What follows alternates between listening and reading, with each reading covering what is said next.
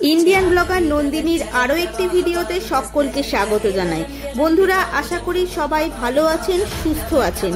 দেবাদিদেব মহাদেবের অশেষ কৃপা পেতে কমেন্ট বক্সে অবশ্যই লিখুন ওম নমঃ শিবায়।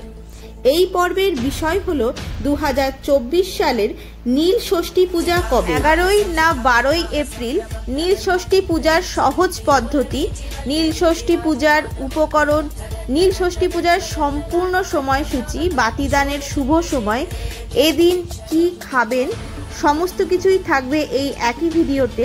ভিডিওটিতে যাওয়ার আগে ইন্ডিয়ান ব্লগার নন্দিনী চ্যানেলটিকে সাবস্ক্রাইব করে বেল আইকনটি প্রেস করতে ভুলবেন না।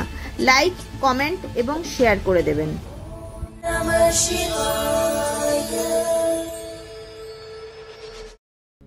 বাংলার মায়েদের চিরন্তন প্রার্থনায় ধরা পড়ে নীল ষষ্ঠীর ব্রততে।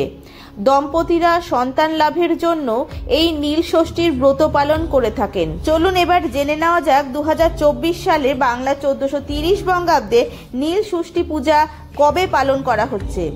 2024 সালে বাংলা 1430 বঙ্গাব্দে নীল ষষ্ঠী পূজা পালন করা হচ্ছে 12 এপ্রিল 2024 বাংলার 29 চৈত্র 1430 শুক্রবার। নীল ষষ্ঠী পূজার একটি বিশেষ রীতি হলো সন্ধ্যাবেলার সময় শিবের ঘরে বাতি জ্বালানো। 2024 সালে নীলের বাতি জ্বালানোর বিশেষ সময় হতে চলেছে 12 এপ্রিল 2024 বাংলার 29 চৈত্র শুক্রবার সন্ধে 4:11 পর থেকে সন্ধে 5:53 মধ্যে, আবার সন্ধে 7:23 থেকে রাত্রি 8:56 মধ্যে। চলুন বন্ধুরা, এবার জেনে নেওয়া যাক নীল ষষ্ঠী পূজার দিন বাবা মহাদেবকে পূজা করতে কি কি উপকরণ লাগবে। পুজোর উপকরণগুলি হলো দুধ, দই, ঘি, মধু, চিনি, গঙ্গা জল, কালো তিল, সিদ্ধি, কাঁচা আম, আকন্দ ফুলের মালা, জবা ফুল, ধুতুরা ফুল, বেলপাতা, গোটা চাল, নীল অপরাজিতা ফুল। চলুন বন্ধুরা, এবার জেনে নেওয়া যাক নীল ষষ্ঠী পূজার সহজ সরল পদ্ধতি। নীল ষষ্ঠী পূজা করতে আপনি যদি মন্দিরে না যান তাহলে বাড়িতেও করতে পারেন এই পূজা। নীল পূজার আগের দিন সংযম পালন করুন এবং নিরামিষ আহার গ্রহণ করুন। নীল ষষ্ঠী পূজার দিন সারা দিন উপবাস পালন করে শিবলিঙ্গে জল ঢালুন। প্রথমে পঞ্চামৃত দিয়ে শিবলিঙ্গকে অভিষেক করুন, এরপর কাঁচা দুধ দিয়ে শিবলিঙ্গকে স্নান করান। তারপর গঙ্গা জল দিয়ে বাবা দেবাদিদেব মহাদেবকে স্নান করান এবং এরপর 3টি অখণ্ড বেলপাতা অর্পণ করুন।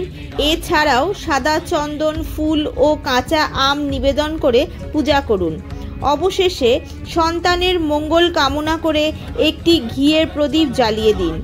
পূজা সম্পন্ন হবার পর বাবা মহাদেবের প্রসাদ মুখে দিয়ে উপবাস ভঙ্গ করুন। চলুন বন্ধুরা, এবার জেনে নেওয়া যাক নীল ষষ্ঠী পূজার দিন কি খাবার গ্রহণ করা যাবে।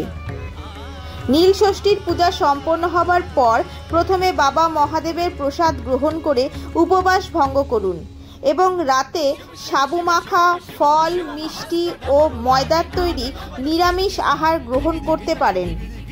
আজকের ভিডিওটি আপাতত এই পর্যন্তই। ভালো লাগলে অবশ্যই লাইক, কমেন্ট এবং শেয়ার করতে ভুলবেন না। সবাই খুব ভালো থাকবেন, সুস্থ থাকবেন। দেখা হচ্ছে আবার পরবর্তী ভিডিওতে।